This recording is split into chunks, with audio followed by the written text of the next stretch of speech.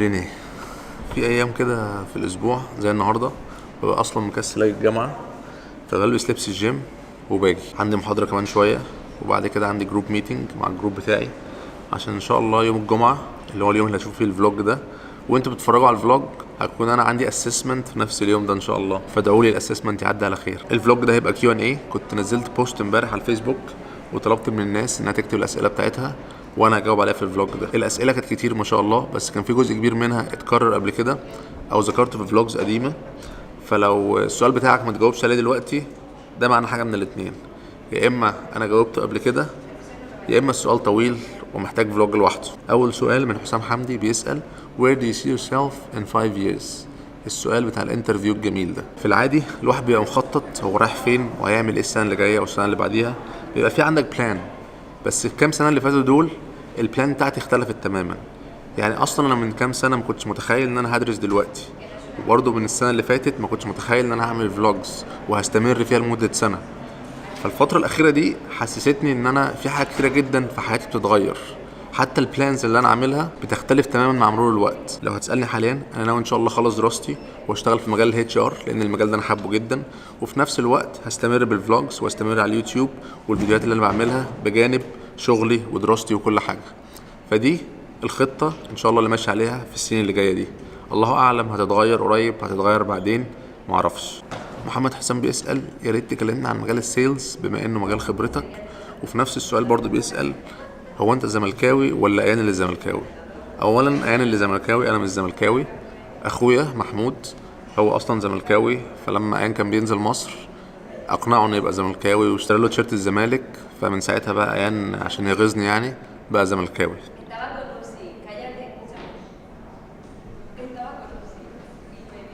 لكن انا مش زملكاوي، كنت زمان اهلاوي ودلوقتي ما بشجعش كوره. بالنسبه لمجال السيلز من اكتر الحاجات اللي انا شايف ان هي مهمه جدا، وبنصح جدا اي شاب في سن صغير لو قدامك وظيفه تشتغل في السيلز، اي نوع من انواع السيلز دوس فيها وش. السيلز بيخليك تكتسب حاجات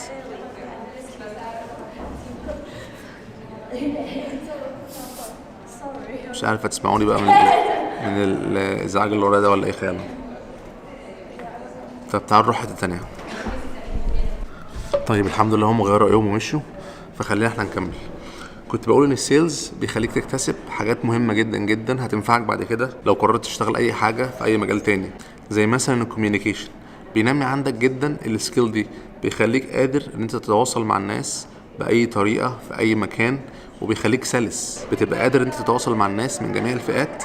وده بيقوي عندك فكره ان انت تقدر تفهم الناس عايزه ايه، او تقدر بمعنى تاني تقنع الناس بالشيء اللي انت عايزه، لان ده جزء كبير جدا من السيلز، ان انت تقنع الزبون بالحاجه اللي انت بتبيعها. السيلز تكنيكس تختلف على حسب الحاجه اللي انت بتبيعها، بس الحاجه الثابته في جميع السيلز اللي هو البرودكت نوليدج. طول ما انت عندك معرفه بالحاجه اللي انت بتبيعها كويس، هتقدر توظف الحاجات الكويسه في مكانها وتقدر تبيع الحاجه دي للزبون. فالبرودكت نوليدج مهم جدا جدا جدا في اي حاجه انت بتبيعها. محمد ناصر بيسال ليه ما تفتحش مشروع او تخش شراكه في مشروع مع حد؟ طيب انا على طول دايما بحب البيزنس جدا جدا، وبحب ان انا اعمل حاجه بجانب شغلي، سواء ببيع اي حاجه او بعمل اي حاجه، بس دايما بحب يبقى عندي مصدر دخل جانبي بجانب شغلي الاساسي او اي شيء انا بعمله. ليه بقى ما افتحش بيزنس، او ليه حاليا مش بفكر افتح بيزنس؟ لان انا دلوقتي شايف ان انا في مرحله من حياتي ان انا بتعلم كتير جدا، والفتره الاخيره دي اتعلمت كتير قوي، وشايف ان شاء الله باذن الله لو انا عوزت افتح بيزنس بعد سنتين من دلوقتي هتفرق معايا جدا جدا. فحابب ان انا اجمع الخبرات دي واتعلم اكتر واكتر، ويوم ما اكون جاهز ان شاء الله ممكن اعمل بيزنس. بس حاليا انا شايف ان الموضوع ده مش اهتمامي، او بمعنى تاني ما عنديش الخبره الكافيه ان انا افتح البيزنس اللي انا عايزه. ايه هو البيزنس اللي انا عايزه؟ هبقى اقول لكم عليه بعدين. في اسئله مثلا زي احمد علاء بيقول واجهت عنصريه في انجلترا، ومحمد حافظ كلمنا عن الوجه القبيح للغربه ومساوئها. العنصريه اتكلمت عليها قبل كده في فلوج قديم كان برضو كيو ان اي، ومساوئ الغربه لسه فلوج من كام يوم، فالحاجات دي اتقالت قبل كده. فادي اس مراد بيسأل ازاي بتذاكر وفي نفس الوقت شايل عيلة كبيرة كده وانت بتنجح في الكلية ولا لا؟ هل الجامعات بره اصعب من هنا ولا ايه؟ اولا الحمد لله يا فادي انا بنجح، والحمد لله بنجح بتقديرات. فده اول سؤال. ازاي بذاكر وشايل عيله والكلام ده كله؟ كل الموضوع تايم مانجمنت، على ان انا اسوأ واحد بيعمل تايم مانجمنت.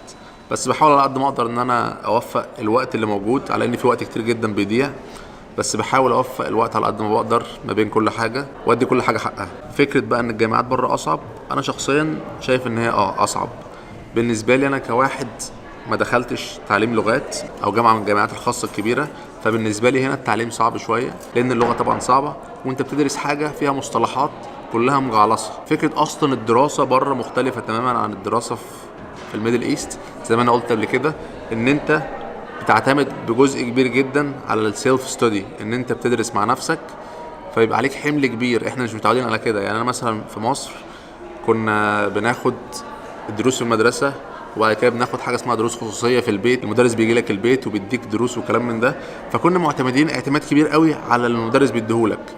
لكن هنا العكس، هنا انت المدرس بس بيشرح لك حاجات بسيطه ويقول لك خد ده وروح البيت بقى انت مع نفسك. وفي حاجه اسمها اكاديميك سكيلز، ان انت لازم تاخد بالك وانت بتكتب اساينمنت، لو انت هتعمل ريفرنس من حاجه لازم تعرف ان الريفرنس ده يتعمل صح 100% حسب ما الكتاب بيقول. فكل الحاجات دي انا مش متعود عليها. فبالنسبه لي الدراسه هنا اصعب بكتير من الدراسه مثلا في مصر. طيب انا هوقف هنا، اروح المحاضره واروح الميتنج واشوفكم بعد الميتنج. And we have to try figure out which one's the lie. And what else do I say? شكلك هتودينا في داهيه. بيبيعوا في الجامعه موز، والله موز، وبيبيعوا فاكهه تانية كتير. دايما هنا بيحثوا الطلبة في اي مكان بقى، في الجامعات في المدارس، ان هم يكتروا من الفاكهة كنوع من انواع ان هم يعني بيهتموا بالصحة وبصحة الطلبة، لان الطلبة ده هم المستقبل. ولا ايه؟ خلصت كده النهاردة في الجامعة، فتعالوا بقى نقعد في العربية نكمل بقية الاسئلة.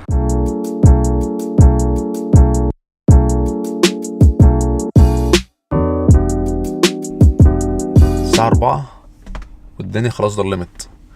كل ده عشان من كام يوم اخروا الساعة ساعة، فالساعة دلوقتي 4:15، بس المفروض تكون الساعة 5:15. المهم خلينا نكمل الاسئلة. محمد عصام بيسأل، هل انت هتقعد تصور فلوج بقية حياتك، ولا لما تقرر ترجع تستقر في مصر هتوقف؟ ان شاء الله بإذن الله حاجة جوايا انا هفضل اعمل فلوجز لحد مش عارف انت، بس ان شاء الله هفضل استمر اعمل فلوجز. حبيب نصر بيسأل، ايه اكتر يوتيوبر بتحبه، وايه اكتر واحد بيعجبك في الفلوجز؟ اليوتيوبر الاجانب او الفلوجرز الاجانب، كيسي نايستات ده بالنسبه لي يعني اكتر واحد بحبه. الراجل ده بتعلم منه كتير وتعلمت منه كتير، ومفيش حد بيعمل فلوجز ما اتعلمش منه. بالنسبه للعرب في 2 في الخليج، عمر فاروق وانا اسكندر. وبالنسبه لمصر اغلبيه الفلوجرز المصريين انا بتابعهم. حبيب نصر بيسأل تاني، ممكن تشير قناه حد لو بيعمل محتوى هادف؟ وتحتيه بالظبط حسن بيسأل، هل ممكن في المستقبل تساعد القنوات الصغيره في اليوتيوب؟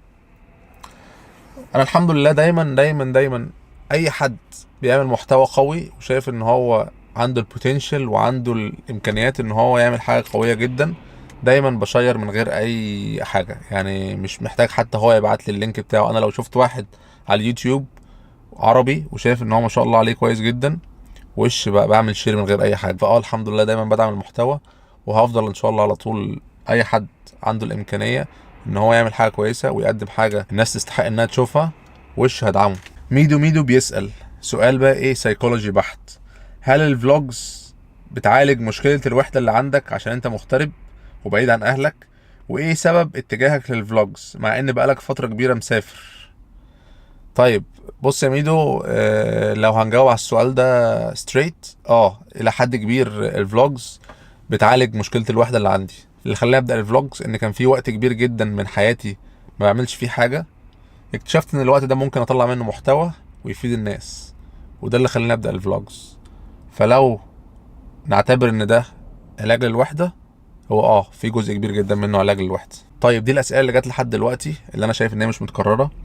هخش الجيم اتمرن، وان شاء الله اروح اشوف لو في اي اسئله تاني مش متكرره اجاوب عليها ولا لا؟ الصراحه انا غيرت رايي، الدرون دي طلعت كويسه. طيب قبل ما ننهي الفلوج ده هجاوب على سؤالين. اول سؤال عطوة محمد بيقول مستوى دراستك وصل لحد فين في مصر؟ انا في مصر الحمد لله اخر حاجة وصلت لها كانت سنة تانية لغات ترجمة، وكنت طالع سنة تالتة، وقفت التعليم هنا ما كملتش. السؤال ده بقى بيلينك مع السؤال اللي تحتيه شوية، اللي هو بتاع اسلام سعد اللي بيقول ليه يا كريم اخترت تدرس HR، وايه اللي عجبك وشدك انك تدرسه، مع انك ممكن تتعلمه جدا من الشغل من غير دراسة وتتطور بالكورسات، وهل حاسس ان ده احسن قرار في حياتك؟ اولا بما اني ما كملتش تعليمي في مصر، وان انا عارف قد ايه فكرة الشهادة مهمة جدا في الوطن العربي، لو انا قررت ان شاء الله اروح استقر في دولة عربية قد ايه الشهادة مهمة ان انا اشتغل، فقلت لازم اخش اخد كورس في الجامعة. ثانيا انا حابب جدا الاتش ار، انا اشتغلت في السيلز واشتغلت على مانجمنت ليفل، فحبيت الاتش ار، حبيت المجال ده، سمعت عنه كتير، قريت عنه كتير، وده اللي خلاني اقرر ان انا اخش في الاتش ار. ليه بقى خدته في الجامعة؟ ما اعتقدش الموضوع ده موجود في الوطن العربي ان انت تخش الجامعة عشان تتخصص هيومن ريسورس، الكلام ده بس موجود بره. اعتقد اقصى حاجة انت ممكن تعملها في مصر مثلا كمثال ان انت تاخد كورسات في الجامعة الامريكية او كورسات اتش ار في اي مكان، بس مش هتخش الجامعة تدرس هيومن ريسورس. مستحيل تقارن واحد اخد كورس 6 شهور او سنة اتش ار بواحد دخل الجامعة ديجري عشان يدرس هيومن ريسورس. اعتقد يعني في علم كتير جدا فايت، وفي علم كتير جدا هيفرق معاك في الجامعة. كان ممكن ابدأ السلم من تحت، ابدأ ادمنستريشن وبعد كده HR ادفايزر واطلع السلم، بس انا شايف ان الجامعة والتعليم هيفرق جدا جدا جدا معايا، والشهادة هتفرق جدا معايا. فانا ما بحبش التعليم بس بحب العلم، مش عارف ازاي بس يعني هي كده. اخر جزء من السؤال، هل انا حاسس ان ده احسن قرار خدته في حياتي؟ لا، الحمد لله خدت قرارات كتير احسن في حياتي، بس ده انا قرار راضي عنه جدا جدا جدا ومرتاح جدا فيه، ولو رجع بيا الزمن هعيد القرار ده تاني واخش الجامعة برضه وهدرس هيومن ريسورس. ومن هنا هاني الفلوج. حاولت المرة دي ما اطولش عليكم، لان المرة اللي فاتت في حوالي 3-4 اشتكوا قالوا الفلوج كان طويل عشان كان 18 دقيقة، فالمرة دي هنقصره. وان شاء الله باذن الله في فلوج تاني هينزل يوم الاحد او يوم الاثنين، لان انا ان شاء الله رايح اقابل الشباب يوم السبت، في لحد دلوقتي 2 جايين باذن الله هقابلهم هنا في ليدز ونقضي اليوم مع بعض، فان شاء الله في فلوج كمان يومين. السلام عليكم. بس It's my tablet. alright get back to honey. It's my tablet. It's charging. It's new charging. What the hell? The hell?